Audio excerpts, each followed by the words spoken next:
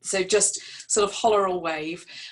If we keep everything on mute for now, Davina's going to guide us through the presentation, and I'll manage the chat bar. So any questions you have, pop them in the chat bar.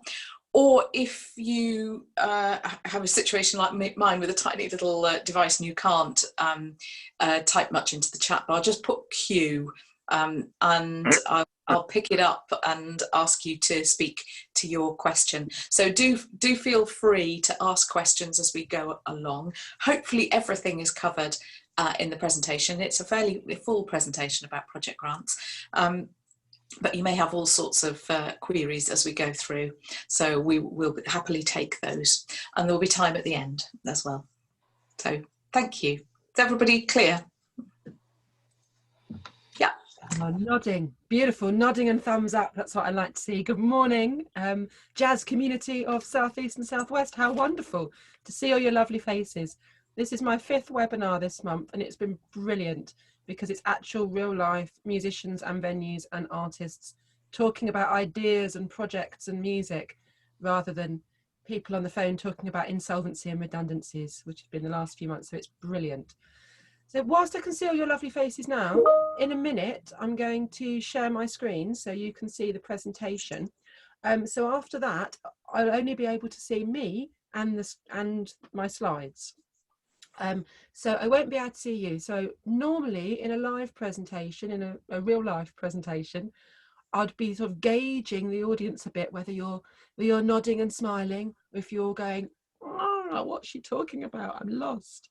So please, as Moragh's already said, please feel free to use the chat to put slow down, or say that again, or I don't understand anything that you're talking about. And Moragh will interrupt me, and I will indeed slow down and rephrase and do that. So I can't see you, so please do shout if you're all completely lost or wandered off for a cup of tea.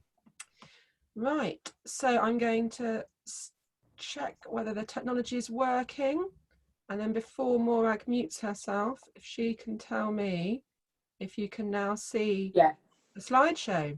Yeah, it's good, it's clear, thank you. Brilliant. It's got the wrong date on it but the right names, so we're halfway there, aren't we? Oh no, that is today. Even got the right date. See my efficiency, what a good start.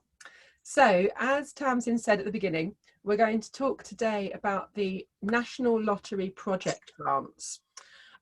As you know, the Arts Council's got lots of different funds, and especially the emergency funds and things open at the moment. And we can take a few questions on those at the end if people need to, but the main focus of today is going to be about the National Lottery project grants. So as you probably noticed, earlier this year in March, the Arts Council launched our new 10-year strategy, and it's called Let's Create. And it has 3 main outcomes to Let's Create. Creative people, which is, as it sounds, about everybody have the opportunity to live a full and creative life. So that's about artists, it's about creative practitioners, it's also about participants, and everyone having the opportunity to engage in creativity in one of its forms.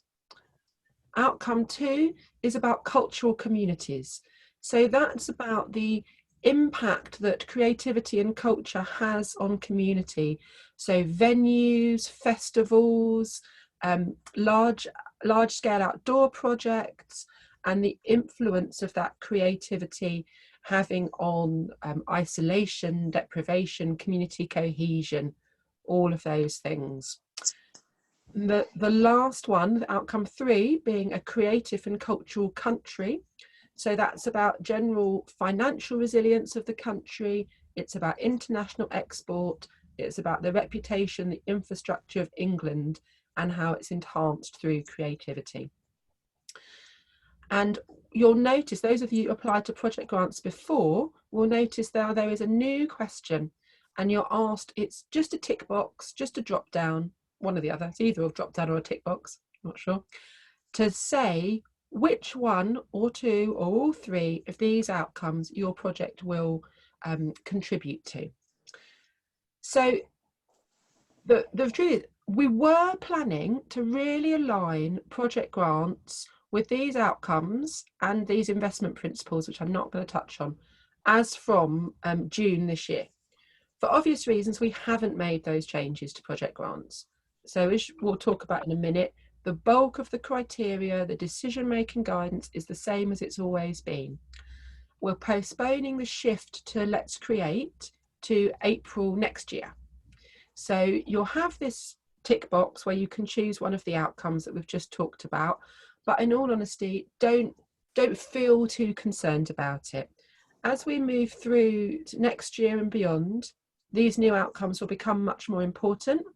But when you get oh, I'm echoing as somebody unmuted. I'm back. I'm all right again.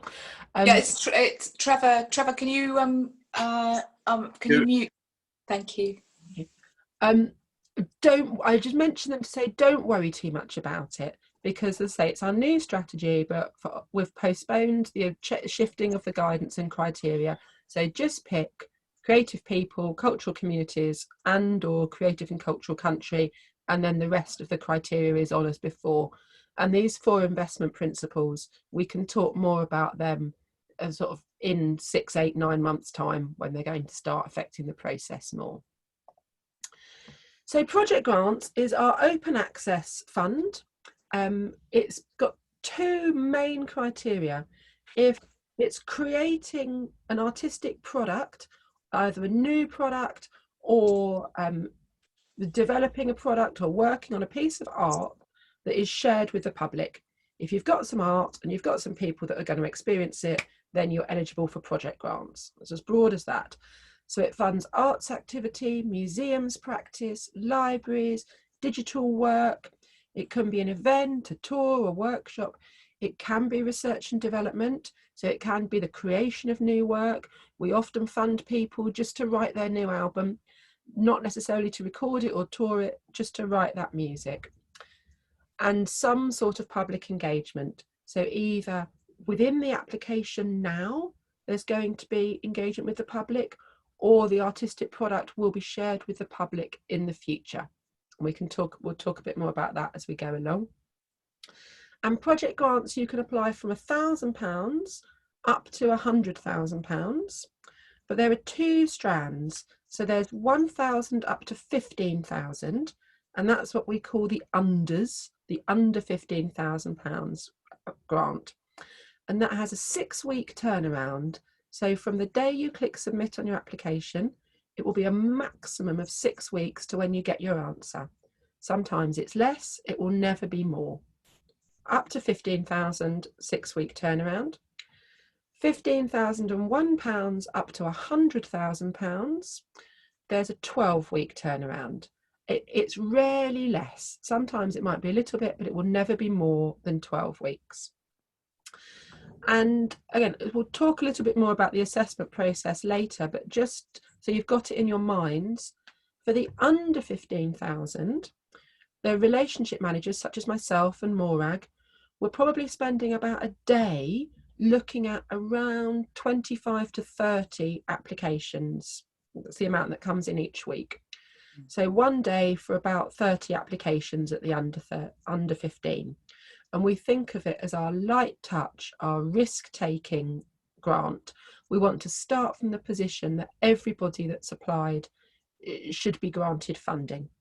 And obviously there's never enough funding to fund everybody, so we have to make it a competitive process. But we want to take risks. We want to encourage innovation.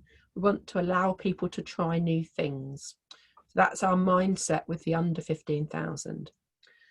With the over 15,000, probably spending about a day, 2/3 of a day per application. And in there, we're looking for much more robust planning, strong partnerships, really clear management, clear plan. So the level of detail that's expected is much higher. And that will be the case because some of the people in that pot will be asking for 40, 60, 80,000 pounds. So everybody is assessed in a more robust way. And I mention that because if you're looking for 18,000 pounds, you may well want to consider having a little rejig of the budget and keeping yourself in the unders. So it's a decision beyond just how much money you need. That's why I wanted to just explain the difference in that process, because if you ask for 18, you will be put in the pot with all the people that are asking for 80, and you'll be subject to the same restrictions as them. That sounded like I was really trying to put you off the overs. I'm not trying to put you off the overs at all. There are people on this call already that I know regularly have sort of 40, 50,000 pounds for jazz tours, for jazz venues, things like that. So you absolutely can, but just wanted to explain the difference in the two strands.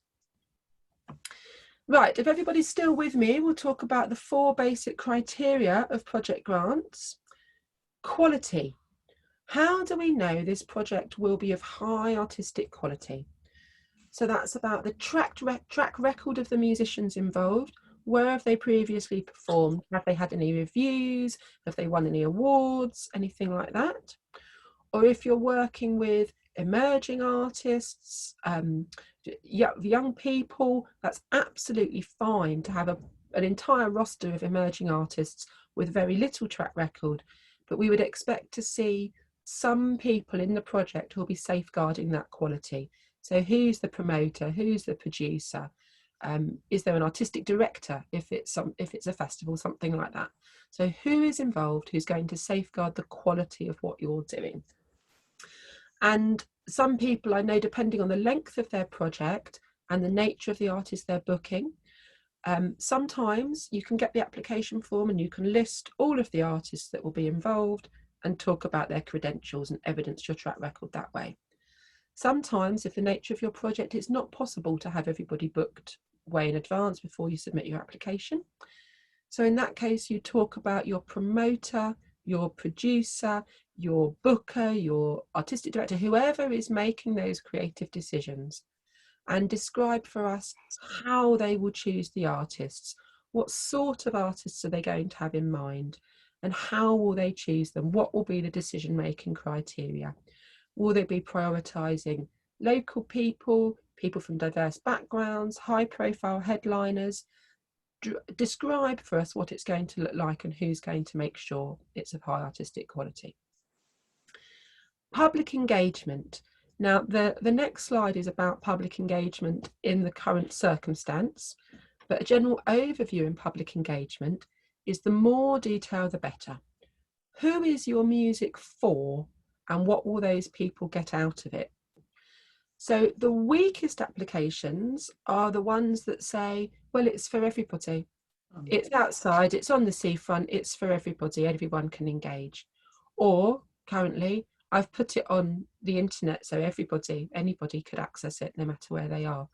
But we know that in reality, nothing is for everybody. That's not how any of us make our choices or it works. So even if you're in the local park that gets a footfall of 2,000 people a day, try and think about who is likely to stop, who's likely to engage, who's going to make a special trip to that park just to see you, who's going to be in the park anyway, and how are you going to encourage them to come over and listen? So the more detail you can give about age, gender, level of engagement with music. Is your music for your hardcore aficionados of your genre? And which is totally fine. It doesn't have to be for everyone.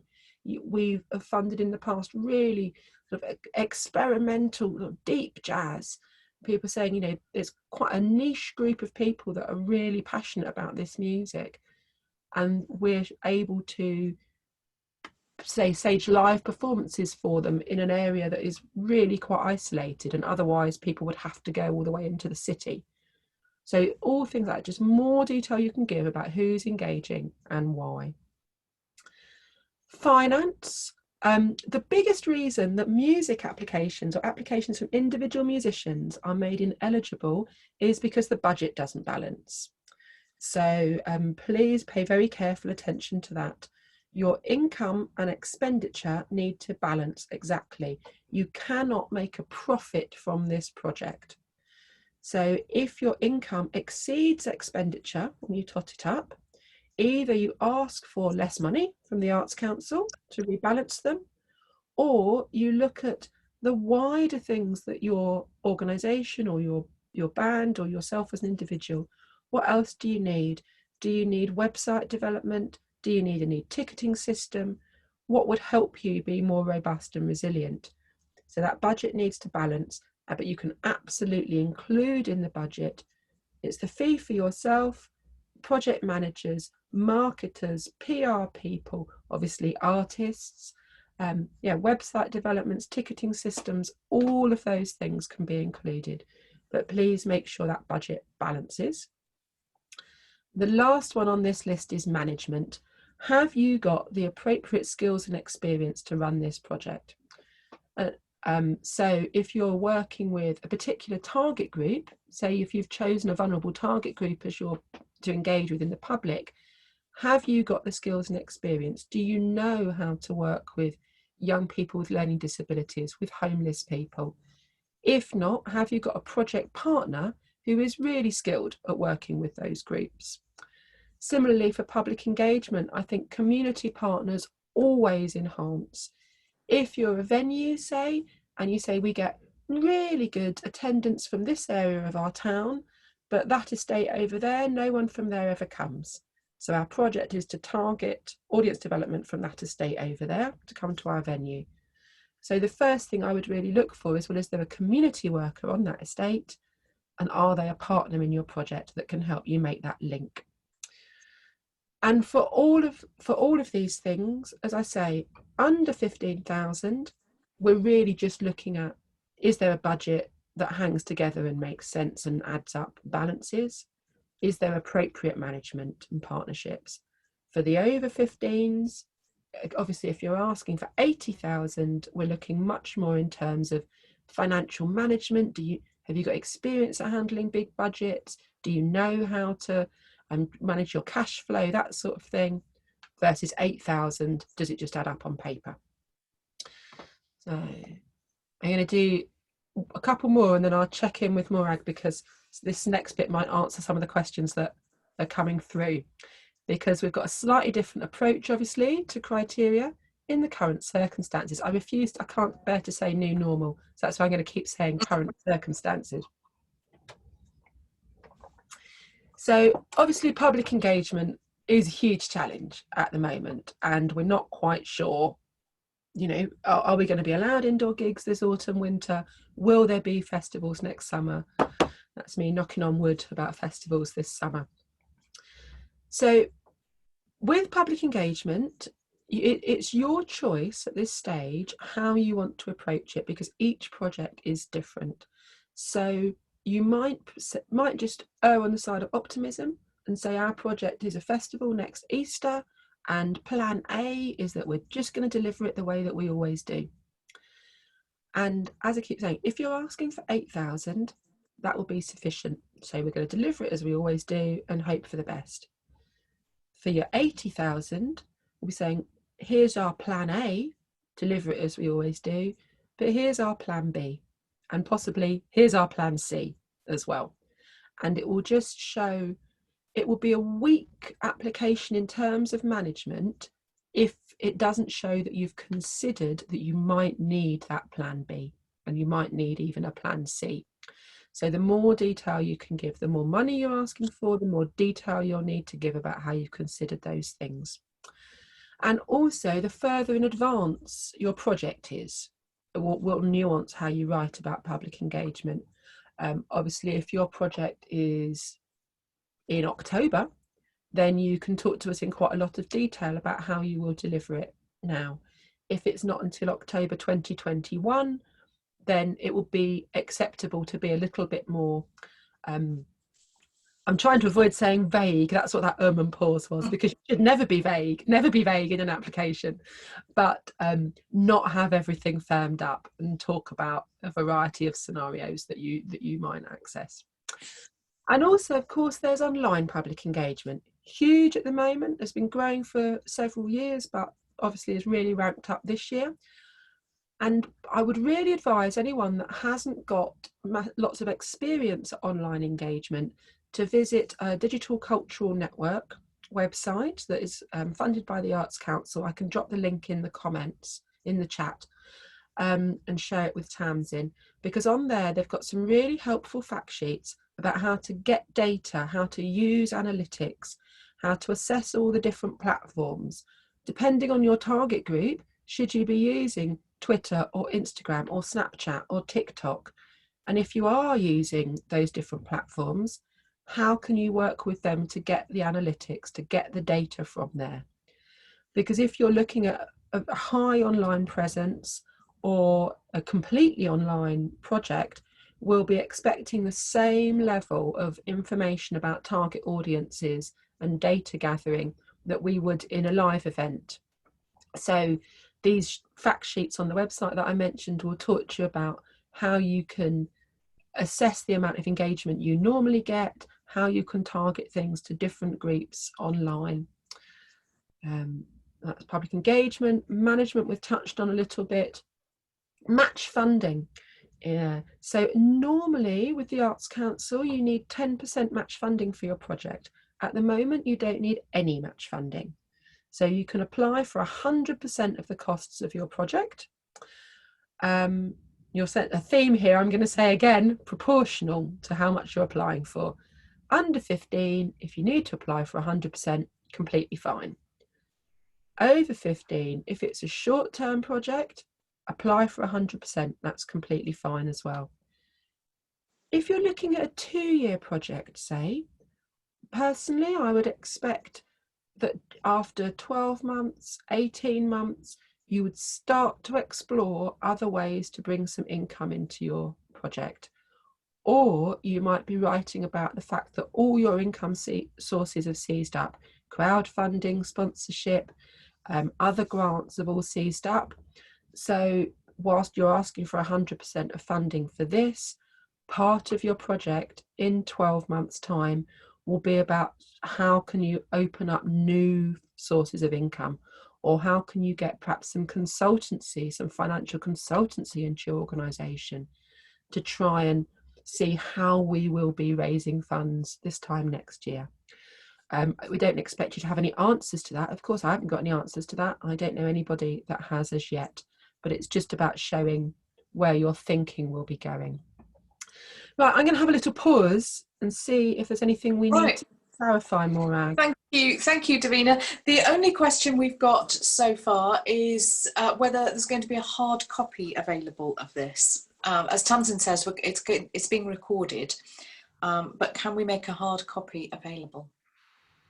Oh, I'll leave that one to Tamsin. Hi, I think what is meant is a copy of the presentation. Is that right? Whoever asked that? I think it was Joanna Mays. I think so. You don't want a hard copy of everything I've said, crikey. Go on for pages, isn't it? Yeah, I think it's just the thing that you're sharing, the presentation, Davina. Is that possible to share around? Yeah, absolutely. And you're very welcome, Tamsin. Jazz South is welcome to print it out and post it to people. Fine. I can't that. But we'll sort that out for afterwards. And Davina, the other question is around the Digital Cultural Network website. Yes, I'm going to possibly, maybe what I could ask Tamsin to do is to Google Digital Culture Network and pop that link in the chat. Sure. Because otherwise I'll start doing that and then I'll get confused trying to do two things. Yeah, that's brilliant. Jamie's done that. Thank you. Because I can't do that from this iPad right now. That's the only thing. So thank you very much. Eddie says he's looking at an internet-based project involving collaborating artists. This is possibly technology and gear dependent. Will Arts Council funding cover this? From the sentence you've just, from that little bit of information, yes, you can absolutely include buying new hardware, buying new software, buying new musical instruments, things like that can absolutely be included in your project costs, yes. And I think it's the next one, yeah. So on the reason I flicked this next slide is one of the things you can see here. The third bullet point is about organisational development activity. So these are things that we always fund, but that we're particularly open to in the current period. So organisational development, absolutely. So if you're saying we can no longer continue our work in the normal way, we need a new plan, we need to go completely digital, go completely online, but we're not set up for that. So if you need video cameras, computers, different sorts of instruments, different sorts of mixing desks, whatever you need, then you can include those costs in your project. Yeah. Thank you, Davina. Jerry wants to know whether current financial reserves of an organisation are taken into account. Nope. You can be really wealthy, or I was going to say, or completely skint. But as long as you can deliver the project, we'll probably come on to it in a bit more detail in a minute. There's one of the what we cannot fund slides, but no, absolutely not. This fund, Project Grants Fund, is not about emergency funding. So it doesn't matter if you've got lots of reserves or no reserves. It's not about that. It's about the project. And the emergency funds are, the second round of emergency funding, government emergency funding, is open at the moment. The first round closed last Friday and the second round opened last Friday. So for emergency funds, that's something that you should get onto very swiftly indeed. But I'm just going to go back into the chat bar here. Eloise wants to know, would you be more cautious about funding an organisation with no track record of applying for Arts Council project grants? No, not at all. And in fact, one of the things that has come out of the current situation and our earlier rounds of emergency funding is that we've managed to make contact with loads more individual musicians and loads more music organisations than we ever have before. And that's one of the reasons why I wanted to set up these sessions, because the emergency funding enabled us to build our pool of people that we know. So hopefully sessions like this will encourage more new people to apply for project grants. So no, you need a track record of being an artist or staging art, staging music, but you absolutely don't need any track record relationship with Arts Council. No. Thank you. Davina, we've got the next two questions actually are very much related to core running costs actually, potentially. I'll go on to finance in a bit more detail in a minute, shall I? Yeah, I think we'll take these, but I think they'll be answered by finance. So Pat wants to know, is it possible to ask for a grant to cover 2 years running of a festival? And at the same time, Joanna wants to know, because she's concerned at St Ives Jazz and a Cornwall tour that she's committed to rebooking. I'm not quite sure what your question is, Joanna. She'd like to know how venues can ask for support with existing commitments. And I'm presuming, Joanna, you're talking a bit more about core costs there. May I park both of those until the next until a couple of slides, and then remind me about them when we get to sort of the more nuances? Is that going to it's about booking policy, she said. Yes, okay, thank you. Okay, right. Yep. It's going to run through this. So it said that organisational development is something that obviously we recognise that there could be a great need for at the moment. And say we'll pick up on those particular questions. I'm not ignoring them at all. We'll pick up on them when we come a bit further on. Research and development activity, as I say, we've always funded people to write their albums, to do their new work. At the moment, as you can see from the first bullet point as well, we recognise that artists might particularly need time to think, time to plan, time to redirect their practice, and that is absolutely fine. We have a fund called Developing Your Creative Practice that will be reopening this autumn. I think it's worth here showing the difference between developing your creative practice and project grants. Because as you can see on this first slide, we absolutely want to make sure that we recognise applications from individual creative practitioners, artists, promoters, producers, all coming under creative practitioners. And usually individuals have a lower success rate than organisations at project grants. But at the moment, we're committed to making sure it's an equal success rate for individuals and organisations. because developing your creative practice is closed at the moment. It will reopen this autumn.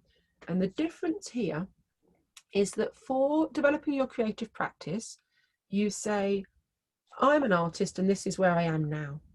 I would like to explore this concept over here.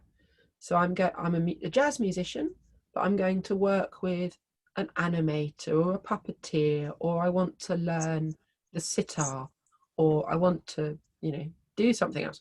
I want to bring philosophy or humanism into my music and see the influence that has.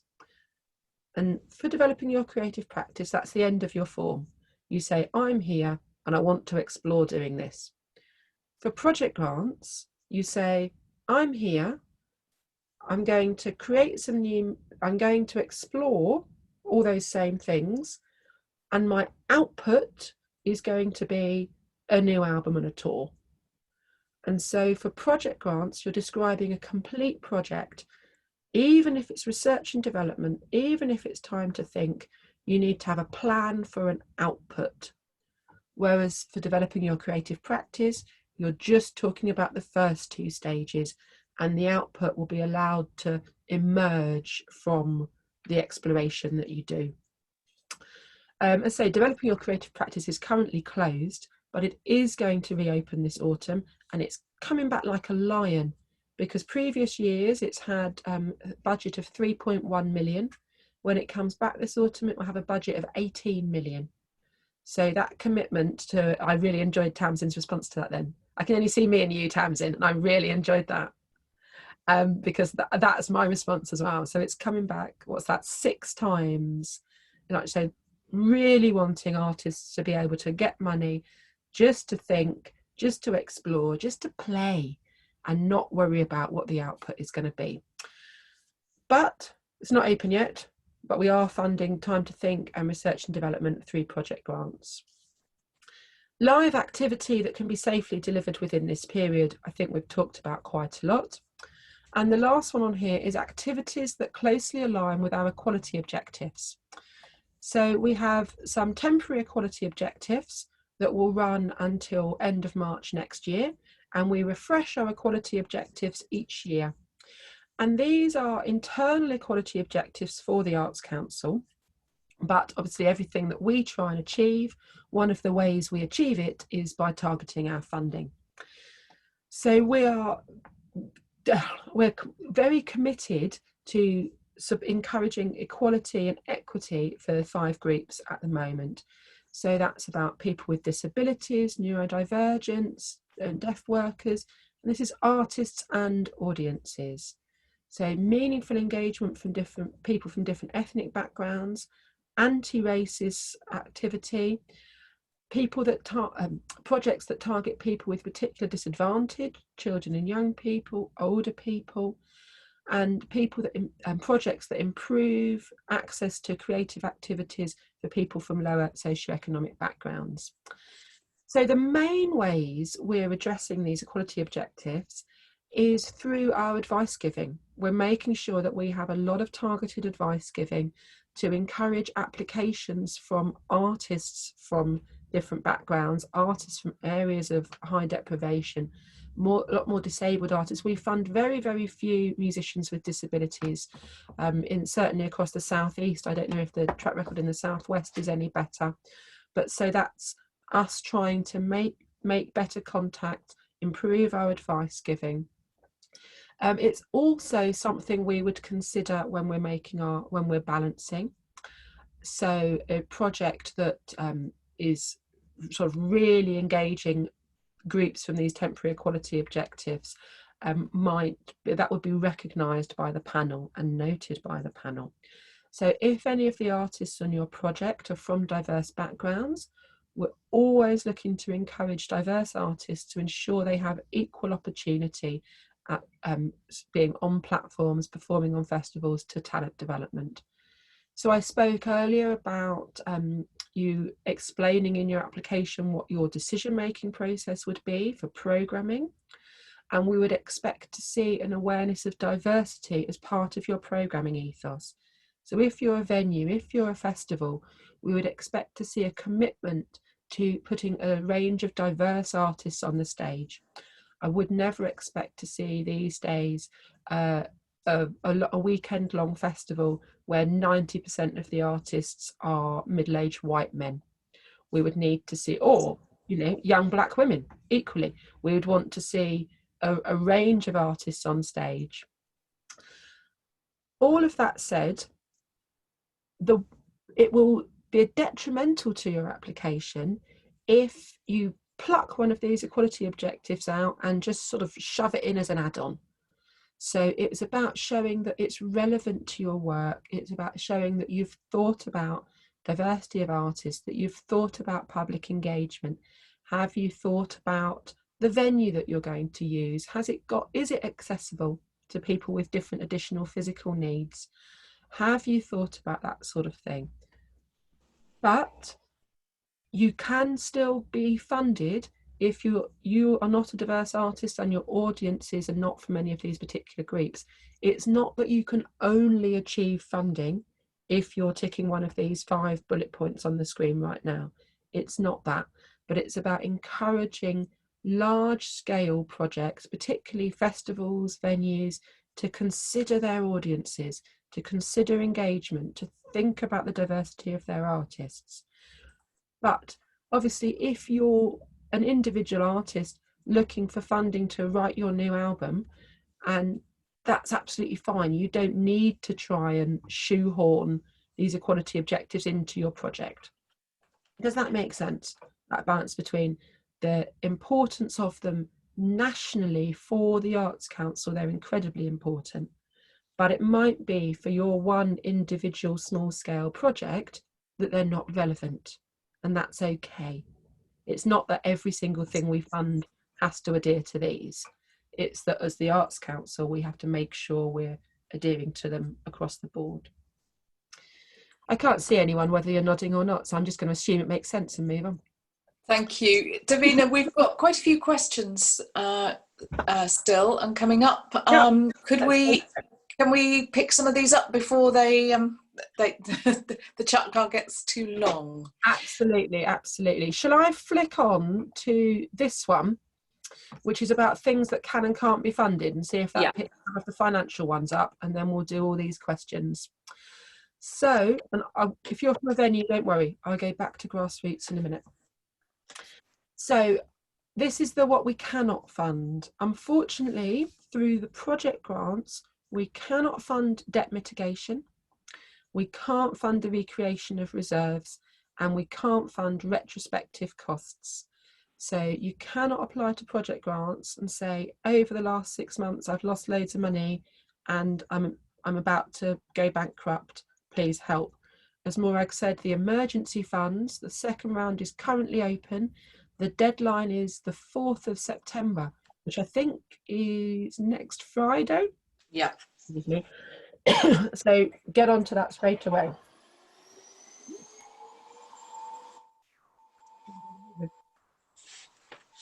That's a bad sign if people would rather do the hoovering than listen to what I'm saying. Yes, isn't it? I don't know who's doing the hoovering, but I can hear it. So we can't fund general running costs.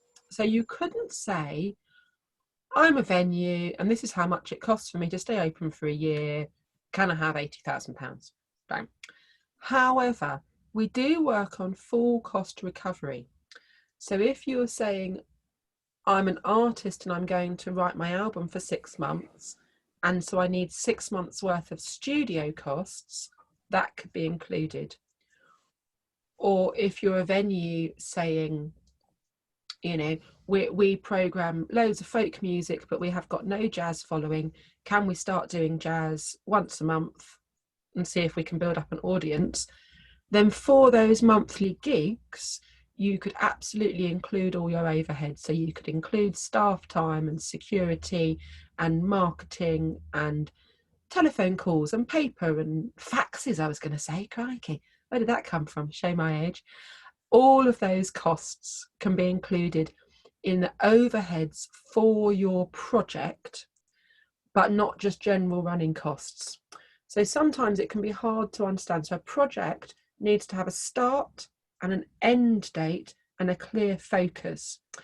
So it's almost, sometimes it's helpful to think of it in terms of putting up a marketing poster.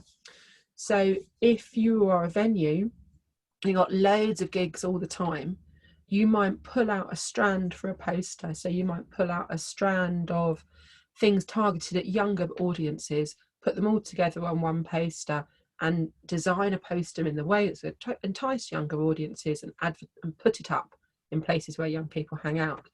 So that would then form a project. So it's pulling bits of work out of your general year's activity and pulling them together in one project that hangs in terms of artistic programming, artistic aims or audience aims, something like that. Can you remind me, Moragh, of okay, so it's about a festival for 2 years. Yes, yeah. Is it possible to ask for a grant to cover 2 years running of a festival? In theory, it is. Yes, absolutely. You'd need to explain why you... Oh, crikey. Sorry, I just leant on part of my husband's desk and snap this off. Let's just put that there. You'd need to explain why you're applying for year 2 now. So what benefits does that bring? Is it about stability? Is it about how does it affect your organisation? How does it affect the artistic output? How does it affect your audience engagement? You'd have to make a really strong case explaining the benefits across the board to having 2 years of funding as opposed to having 1 year of funding and then applying again for the second year. It would also, the other challenge that you would have is when you apply just for 1 year, we expect, as I said, to see either a list of all the artists who are going to perform on that festival, or a list of some of the artists and a really clear information about how you're going to programme all of the rest and how it will hang together. So to do that for the second year, it might be, you'd have to make us feel confident that we really understood the artistic intention and direction of year 2. But you absolutely can, as long as you feel you can make a strong case for those things, you absolutely can. And so there was another question, wasn't there, Moragh, about yes, well, there are quite a few questions now.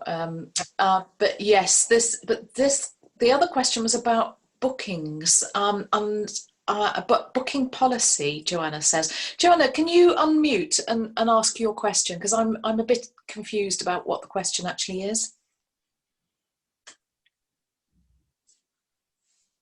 Hang on, there we are. Sorry. Great, thanks. Hi, thanks everyone. Thanks for putting this on. Our query, I've just put it in the chat as well, was about how project grants can cope with supporting existing programming. We would never normally be applying for funding, and the problem we've got is that next year, like, you know, and the same with all of our local jazz venues, is that we will lose ticket income. So it's normally self-funding.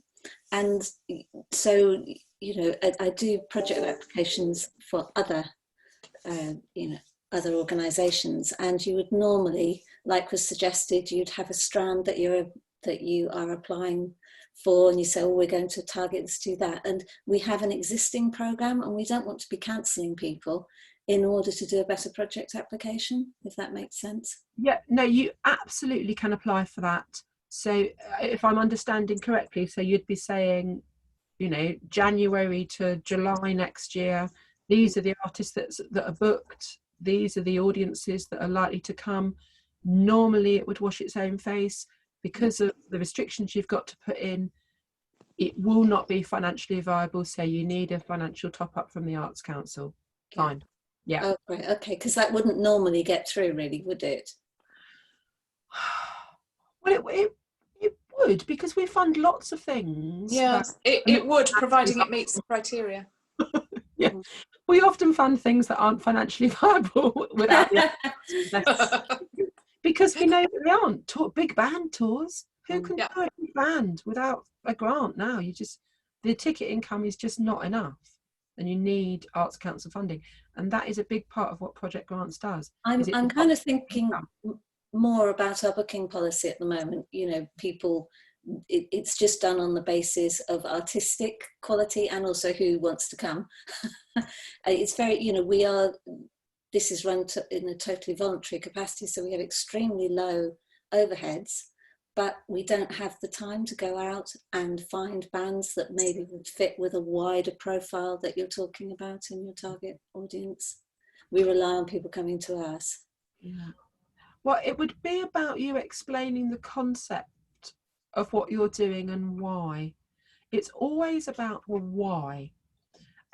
So if you are, as you said, a voluntary-led organisation, if you're in an isolated area, if you're not in the position to programme regional touring or nationally touring bands, it's about why you do what you do, and how it fits, how your artists fit with your audiences, how it all hangs together. And you and your volunteers wouldn't be doing it unless you passionately felt there was a need for your venue and for the music. And if you normally are able to break even without any investment, you must have a successful model. So you must have normally audiences that are driven to you. So you've got evidence of need, you've got evidence of why you're doing what you do. So it's about explaining that, it's about writing that down. And that's the same if you're in an area of really high engagement. So when we get applications from Brighton, the first thing, so I live in Brighton, so that's why I mentioned that. The first thing says, well, there's masses of stuff in Brighton. So the initial impression is, well, there are loads of venues, loads of gigs all the time. Why are you doing what you're doing? What's different about it? Why will people come? Why do you feel there's a need for it?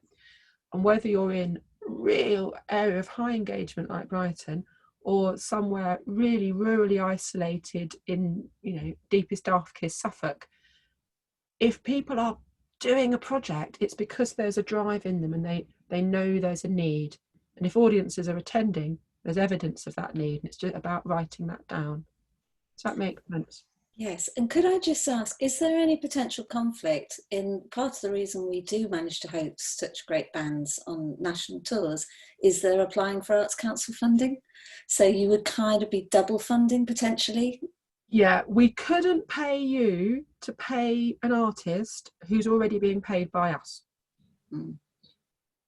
So we'd need to find out who is, we don't normally know who's getting funding and who isn't. Yes. Well, yeah. Sorry, Moragh, did you want to? Sorry, I was just saying, yes. They should be clear with you if they have funding to tour. Yeah. And absolutely, we could fund your other bits if they're coming for free, if we've already paid their fee, and so you're not paying them a fee, but you need other sorts of infrastructure. Yeah. You know, we could pay for that. Yes. We tend to rely on our money as match funding, our ticket income as their match. So the whole thing is kind of, you know, this is creating a major problem for everybody, not just, you know, not just us, but for the bands as well to get their funding. Absolutely. I wish I had an answer to that. I'm just going to trail off and go to the rest of my bullet point. Thanks, Joanna. Davina, there's a question about whether there's a website that you can get data analytics for individual radio stations showing audience listenership. I don't know. Do you know? Good question. Yeah, it is. I don't know the answer. I hope so.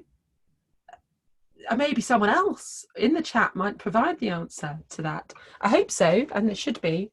And certainly when applications come through, people tend to say, oh, it's on this particular day's this programme on Radio 3 and it gets X amount of listeners. I don't know where they get that information from. BBC and the major stations provide that, but actually there are so many smaller radio stations. I think it's a good question, Chris, because I don't know the answer to that at all. There are various questions about how competitive it's looking now.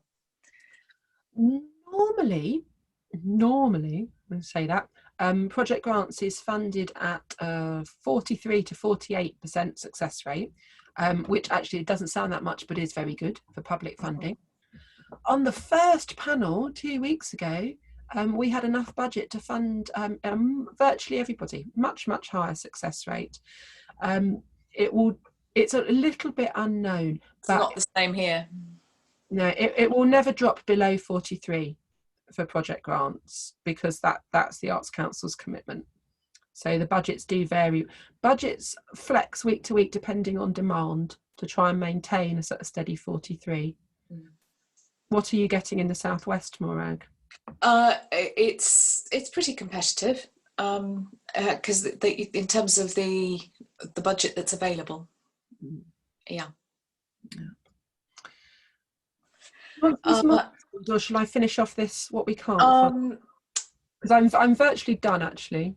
Okay, yes, and then I'll pick up Jamie's question about artists already have a Dycp grant coming into project grants. Okay. So you have respect to cost, activities that do not align with one of our supported art forms or disciplines. That one is about there being other agencies which fund other things. So, for example, we can't fund film because there's the Film Council that funds the creation of new films in that sector.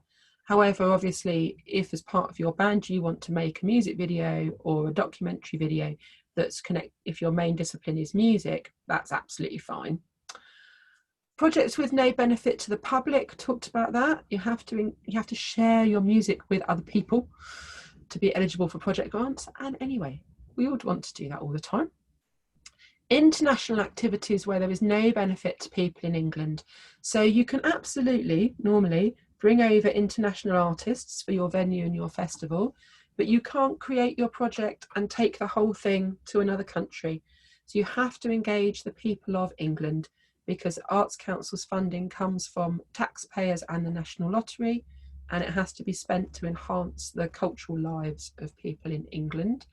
I'm saying England because it absolutely is Arts Council England. For the purposes of our funding, Scotland, Southern Ireland, Wales, they're all international, have their own arts councils. Things that make a profit we've talked about, and similarly you can't give to charity. And if you make any profit, you can't then say you'll give that to charity. You would have to reduce your ask from the Arts Council to balance that out. Education, we absolutely fund projects in schools and colleges, but they have to be non-statutory, so they have to be additional to the curriculum. And the last one, the person that made this presentation obviously feels very strongly about underdeveloped applications. It's big and in bold, and they've underlined it. Oh, they're irritated by underdeveloped applications. What we mean by that is applications that just don't have enough detail. And sometimes people write their ideas to us, and they're fantastic ideas, and they're exciting, innovative ideas, but we can't fund ideas. We can only fund plans. So absolutely keep in the who, what, where, when, how, why. How many workshops? What's the point of the workshops? What do you want the participants to get out of it? How many gigs? Which venues? What's the capacity of that venue currently? Get that detail in there. If it's research and development, don't just say, I'm going to spend 6 months writing my next album. Talk about how many hours in the studio, who will you collaborate with, which other musicians, will you have a mentor, will you go on do any visits, will you do any research? Give us the detail. The idea is an experienced project manager should be able to pick up your application form and run your project without you. Hypothetically, obviously not really if you're the lead artist, but that's the level of detail we're looking for. And also on there, I think about accessible language. And I said that the issue with music applications is usually about the budget not balancing. So I won't go on too much about accessible language for you guys, because the music sector is very good at writing in a way that people from all backgrounds can understand. It's the visual artists that I stress that one with, who often write. Sometimes artists write in a way that is quite exclusive, and you can get to the end of the application and not really be quite sure what the project is. So it's always helpful to get someone else to read it, make sure they understand what you are talking about. I'm going to do a quick go backwards, if only there we go, down here. We have a lot more questions. Or I've got one more about Grassroots, and then we're done. Do you want to stop now for questions, or shall I do this one quickly? Okay, do that one quickly, and then we'll sort of stop questions. Mm. So there's a bit of ring fence funding within Project Grant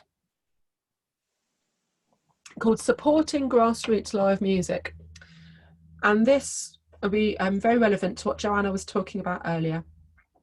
That supporting grassroots live music is about developing your venue's resilience and sustainability. It is all about a venue, one venue. So either you can apply as a venue to develop your resilience and sustainability. So you might need to buy things, you might need a new lighting rig, new sound desk, new toilets, new soundproofing, whatever you need. You might need a new artistic program, you might want to push yourself further artistically, you might want to try new genres of music, you might want to try bringing in someone higher profile than you could normally afford, or you might want to develop your audiences. So it's the same concepts, but this bit of ring-fenced funding is just for developing the resilience of individual venues. So you can apply as a venue, or you can apply as a promoter or as a programmer, but it can't be in a range of venues. You'd have to be programming, promoting a series of events in one venue, because the main drive of this bit of funding is about venue resilience and sustainability. So as I say, I think we're done, because we fund libraries, and because of the targeted session, I'm not going to dwell on libraries, I'm not going to dwell on museums. If that is relevant to you, we can send that additional information. Take down, oh, I touched it. It's a touch screen as well. Where did it go? This email address, inquiries@artscouncil.org.uk. I'll leave that up, and we'll just save a few 5 minutes at the end just to run through the last couple of bits about inquiries and additional help. But let's go for questions, Moragh. Okay, thank you. Thanks very much, Davina.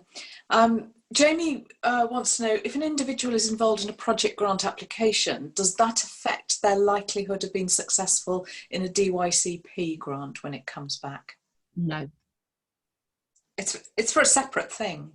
Yeah, completely separate. We don't compare at all.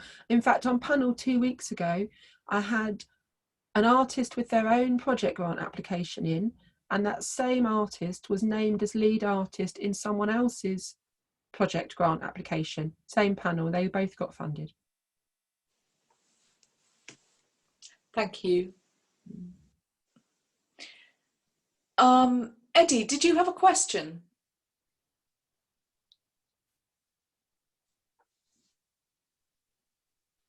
Eddie Parker. Yes. Well, I'm just thinking in terms of, these days of trying to make live events safe. And I've had an idea in my mind for ages about doing gigs in our garden, because we have a very big garden where it is theoretically possible, to have socially distant audiences out there on a sunny day, which that seems to be the biggest problem, actually. Now, I know that there'd probably have to be all kinds of statutory safety checks and that kind of thing. And I'm not talking about a massive festival or anything like that. Definitely not. We do want to have an audience, a garden left at the end of an event. But I guess that's it. I'm just fantasizing about the possibility of doing such a thing and getting Arts Council funding to do it. Yeah, and I think if you're talking about your garden in terms of an outdoor space, there's absolutely no reason why not. In theory, it's no different from any beer garden or any public park, well, except I assume it's not public. But yeah, the Arts Council doesn't produce separate guidance in terms of running outdoor events, and we're not producing separate guidance in terms of current social distancing requirements. So we would always expect you to adhere to your local authorities' live events policy. So you'd need to get a temporary events license for your garden. So whatever restrictions the local authority put on that, then that's what the Arts Council would go with. And similarly, at the moment, we're going along with the government's guidance for outdoor and indoor performances. We don't have anything additional. We just expect people to adhere to that national guidance. So can I just follow up on that question? If, you know, COVID restrictions notwithstanding, if it was a smaller scale thing with a kind of invited audience, does that rule out the possibility of Arts Council funding? Now, the reason why I'm saying that is because you were mentioning before about the idea of outcomes being on a fairly small scale. Sorry. Kind of relates to the internet thing that I was talking about before. Yeah. It's now possible to broadcast on the internet live events.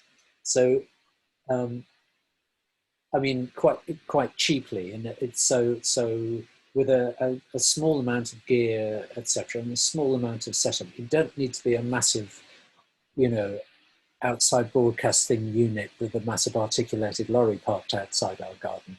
You can do it with a laptop. So it's possible for a thing to be, on the one hand, live in situ in front of a small invited audience. And the reason why I would want to do that is because we've got a lot of people to say thank you to in our very local community. The idea that I've had floating around for ages is to do a little gig for everybody with the families, with the kids. And you can... It's as we're talking about with Joanna, it's all about you explaining why you're doing what you're doing. Yeah. And I think if you were putting together, say, a research and development application, so say it was about writing your new album, was the main thrust of the project, then often the sharing is very small and it's almost like a test performance and you're getting audience feedback. Or as you were saying here, if you can talk about how the public will be able to engage with it online, but there is going to be a small live audience to, you know, for atmosphere and to help the musicians and all of those things. It's all about you explaining and justifying why you're doing what you're doing in terms of artistic aims and in terms of public engagement. And beyond that, we try not to make, it's not that we think 2,000 people is better than 10 people in terms of audiences. It's about the justification and the reasoning behind it. Does that make sense? Yeah. Yeah, thanks. Thank you. Trevor's saying that he recently submitted an application as an individual, but it was turned down with the reason given that other applications were preferred. He'd like to resubmit and wants to know how he can identify how to strengthen his application, knowing which applications are preferred. Did you not get a sentence? Or I do apologise for that. That probably means that it was a very competitive panel the week that you were in and that you would have been funded. It's almost, you know, you would have got the job if the other person had missed the bus. It's that one. It just means it's about sheer competition for funds, those things. I'm afraid, obviously, without a tailored sentence, it's hard to comment on your particular application. Hopefully, you've heard some things this morning that give some indication about how you can strengthen it. And actually that leads me on to this slide. Normally on this slide there's underneath relationship managers, there's some direct email addresses for myself, Moragh, other members of the music team. I'm afraid that the reason they're not on there at the moment is the same as the reason why this is the 6th webinar of this month. It's because, as Moragh mentioned, the emergency funds, the cultural emergency funds, or whatever it's called, are open at the moment, and our workload is absolutely shot up and will do for the next 6 weeks. So for the next 6 weeks, I'm afraid relationship managers can't give one-to-one support and advice which is why I'm doing these webinars and asking Tams into videos so that they can be sent out to people. As from the middle of October, in the Southeast, we'll be back to being able to give some one-to-one advice giving and certainly following up on unsuccessful applications. But yeah, I'm very sorry to say that for the next 6 weeks, we've been asked not to do any of that because of our capacity. But there is customer services, and I'm going to just make sure we have time to do this one as well. This is about access support. So you use that customer services email address, inquiries@artscouncil.gov.uk. You can get all of the guidance in alternative formats and all webinars that are BSL signed, captioned webinars, and also you can get an access support worker. If for whatever reason you have additional challenges filling out the form, you have to fill out the form online. It's Grantium, it's quite clunky software. Write it all in Word first, cut and paste it into Grantium. Don't ever write anything straight into Grantium, it's not stable enough software. It's rubbish, sorry, it's really cheap. So if for whatever reason, if you've got visual impairments or dyslexia or English as an additional language or other issues which mean you find it more challenging to fill out an online application form, drop an email to the inquiries line and we can fund an access support worker where you will meet them or speak to them on the telephone, tell them the answers to your questions, and they will physically enter the data into the form for you. About that, there you go, yeah. Okay, just mention that so we don't run out of time. And I'll stop showing the screen so I can see lots of lovely faces for the rest of the questions. Okay, thank you. Thanks very much, Davina. Questions coming up. Could I apply to run a digital marketing campaign for a new album, which is already recorded? And then time to book new gigs for the band based on new reviews, radio play and increased audience figures? In theory, yes. Because you'd be describing the artistic product of the album and you'd be talking about who you're going to engage with publicly. So yes, I think that you might struggle to make it really competitive. Yeah. And perhaps if there was some sort of events associated with the marketing plan or some sort of artistic process might enable you to have stronger answers rather than it just being marketing of a product which already exists online. What would you think, Moragh? Yes, I agree with you. I think there are a lot of things that are possible, but you've got to think about what will actually make a competitive and compelling application. Because what happens with the applications is they're all assessed in their own right first, and then they go on the table and they're competitive with each other. And there's never enough money to fund everything. So that's why we're just thinking about it in those terms. Eloise has put a website up, and thank you for that, Eloise. I presume that is about radio stations. Yep, thank you. Brilliant, brilliant. So have a look at that, everybody who's on the call. You too. Kevin wants to know, what is the Arts Council's position on recording costs of new music? We're in favour of it. Yeah. Recording new music, absolutely. Could you apply for funding to pay for mentoring stroke consultation to help develop the PR, networking or general career management aspect of your practice? You could. Again, it wouldn't be a strong application in and of itself, but if there were a project, so whether it's a new album or a tour, you can absolutely, and I would encourage it, I would encourage you to pay professional PR people, pay professional social media people. We're so used as artists or as small organisations to doing everything ourselves. And I would actively encourage you to use this funding to bring in professionals, either just to run that side of your project, or yes, to train you, to give you the skills and experience you need to do those things effectively. Yeah. Ian wants to know, are you allowed to collaborate online with artists overseas? Yes. Absolutely. Al asks, just to clarify, if St Ives got funding to cover its existing level of fees, visiting artists couldn't apply for funding to top that up to the level of fee actually needed to break even. I'm a bit confused about that, Al. So you mean if the venue is, oh, it's difficult, isn't it? Yeah. Really, one application from either the venue or the artist should include sufficient fee. Yeah. I think it would, you're getting into quite a grey area for in terms of double funding. If the venue applied for, say, 10 lots of 200 quid, and then 10 separate artists were applying for another £300 to top it up, I'd rather the venue applied for the 10 lots of £500 in the first place. Yeah. Tamsin wants to know about album recording applications and what might make a successful application. Gosh, that's a big question.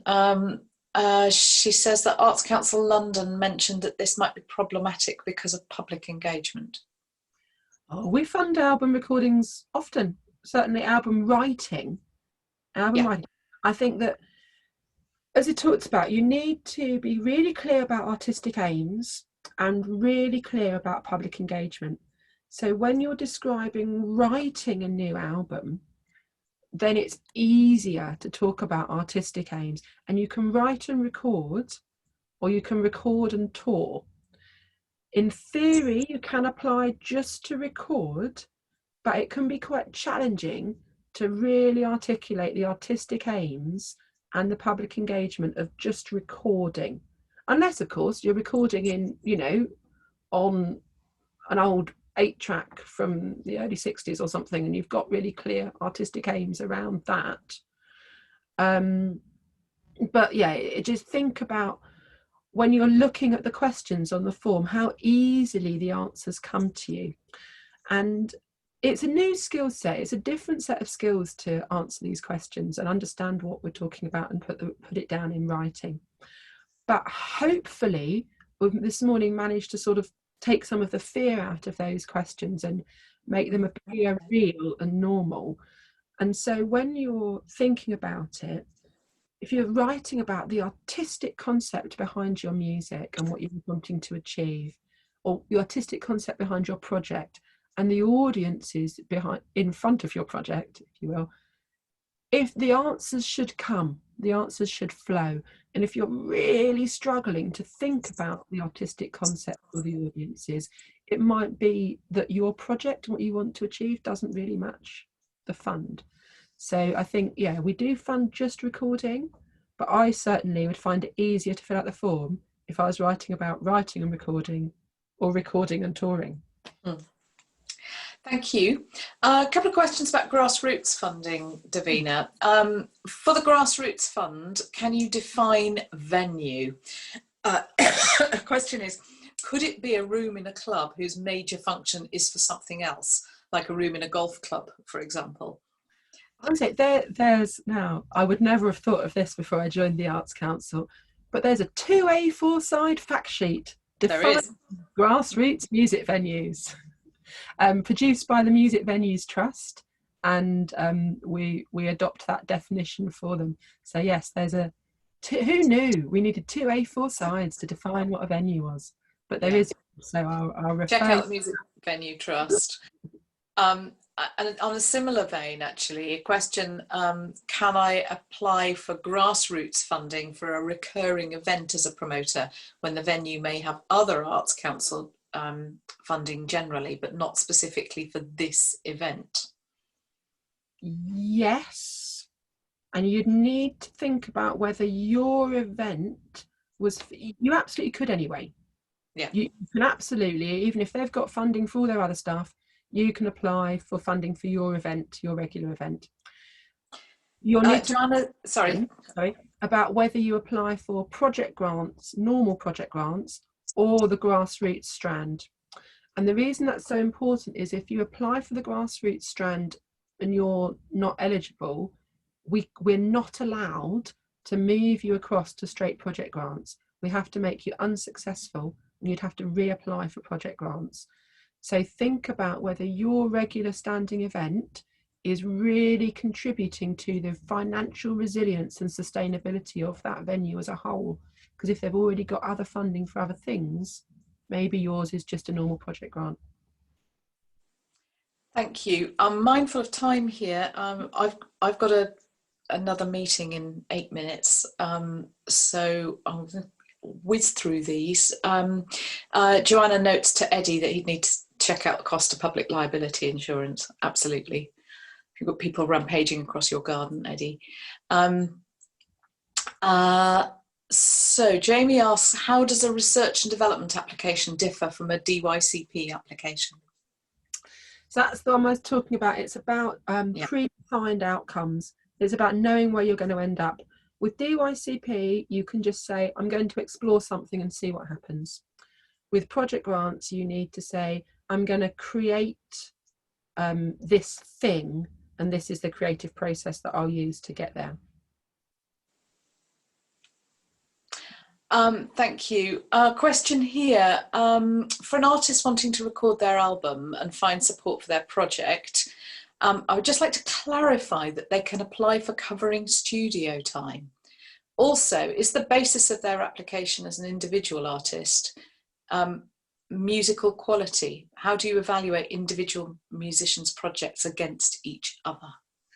It's about track record, so we're not comparing we're checking that someone on the project has a sufficient track record to define. So we wouldn't fund a brand new emerging artist to write their very first EP. But it's about, because there's about some sort of track record in terms of your artistic quality. Or if you are a brand new emerging artist writing your EP, but you've got a mentor or a producer or someone involved in your project that has got skills and experience, then you would be eligible for funding. So it's not about us thinking which of these two albums will be the most successful once they're written. It's not about that. It's about us safeguarding our investment by making sure there is someone involved in the project that has got a track record of producing high quality music. Does that make sense? Thank you. Question here from somebody who wants to know if working with a producer in Scotland, would it be better for the producer to apply for Scotland funding? You can have an international producer, absolutely, that's fine, as long as your work will be mainly targeted at English audiences. Yeah, if you were going to mainly tour in Scotland, then yes, look at Creative Scotland. Think about outputs and where they're going to be ultimately. Good point from Joanna here. Just like to add, not to get downhearted if you're not successful the first time round. We always leave enough time to resubmit with an updated / improved application, not to give up too easily. You're absolutely right. It is competitive, and I know we say on the letters we have more good applications than we can fund. We say that because we mean it. We have more good applications than we can fund, and it's never easy to turn an application down. But do leave enough time. Know that it is competitive. Leave enough time to resubmit. And then you won't be downhearted. You can always strengthen an application. Yeah, at a session before Christmas last year, Kim Makari, our national lead for jazz, said a great thing that I'd not heard before. She said, for an overs application, think of your first application as your draft, and you will get back pages and pages for overs. You will get pages and pages of detailed assessment, and think of your first ever large-scale application, think of it as a draft. Think of your feedback as exactly that, feedback on the draft, rewrite it and put it back in. Thank you. Joanna wants to know if there's a link to the Grassroots definition document. maybe we can send that out with some notes, Tamsin. Would that be okay? Yeah. Oh, it's there. Tamsin's put it there. It's there. Great, thank you. Davina, you said earlier about not funding film. Is it possible to fund a video realisation of a collaboration between musician and photographer? Yes, yeah, absolutely. Artists moving image, music videos, making of documentaries, all of that sort of thing, and collaborative projects that involve a filmmaker, yes, but not anything that would be covered by the BFI or Film London. Yeah. Absolutely, thank you. Eloise is off to start writing an application. Eddie wants to know, as artists during lockdown, we've been giving our work away on Facebook. Is there any advice on artists in lockdown and how to get paid for online performances and subscriptions? There's a whole project ongoing actually about monetizing There is. online streams. So we've got a few different venues that are exploring different ways of monetizing. And oh, Moragh, what was the name of the organisation in the day? I can't remember. We had a briefing on it and I can't remember. We can find out and feed it back. We'll send that detail of that organisation to Tamsin as well. Yeah, I mean, I'm mindful of time because we've only got 2 minutes left and Zoom might cut us off. But in any case, I'm afraid I have a meeting and I don't want to, I want to make sure we've got everybody's questions answered. So I'm scrolling down through this. Michael, artist with a recognised background but applying for the first time to a solo project are likely to be recognised as established, or the criteria used with them is as novel artists? I'm not quite sure what the question is. No, that's fine. You don't need a track record with the Arts Council at all. If you've performed in places, you've got reviews, things like that, that is your track record. You don't need to have any prior relationship with the Arts Council. Okay, thank you. I'm going to have to go now. There is one last question here about aiming at an English audience. How does it work with moving towards a digital market? Good question, Keith. Yeah, that would be about your targeting. So yes, you might get loads of international audiences, and you can talk about them in terms of talent development and in terms of your personal development and reputation and career. But you also need to make sure that you've got a focus on audiences in England, because they're the people that gave us the money that we're going to give to you. Well, thank you all very much for your time and thanks for listening. There's a lot to take in a very short space of time. Davina, well done for talking all of that through. That was pretty mammoth. Thank you all so much. I'm so pleased that so many people came along, and you know, it obviously shows what a need there is for this session as well. So I'm totally happy, Tamsin, you know, to do more Christmas time and those things. But yeah, I've got to shoot off now as well. But I really, really hope that it was useful, and it's so great to have everybody turn up. And I will get this list from Tamsin and keep an eye out and hope that by Christmas I can tick all of you off as having put in your project grant applications. Excellent. Thank you all. I'm sorry I've got to shoot because I've got my next meeting. Bye-bye. Bye-bye. Bye-bye. I'm going to jump in here and thank Davina and Moragh so much for doing this. It's been really helpful. I hope it's been helpful for everyone. We'll share what we can and hope the recording has come out beautifully. We've got the links for the chat. And yeah, Jazz South can help you with your applications. We can't write them for you, but we can certainly have a chat and look over a draft, depending how much time you leave us. So, but I'll send a message to everybody who attended or booked and share the information we've got from the session. Thank you ever so much, everybody. Thanks. Bye. Okay, right, I will close the meeting now. Cheerio. Make sure I've got the chat.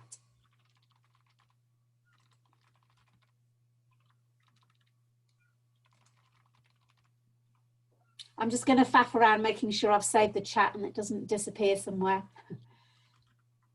Right, I'm going to...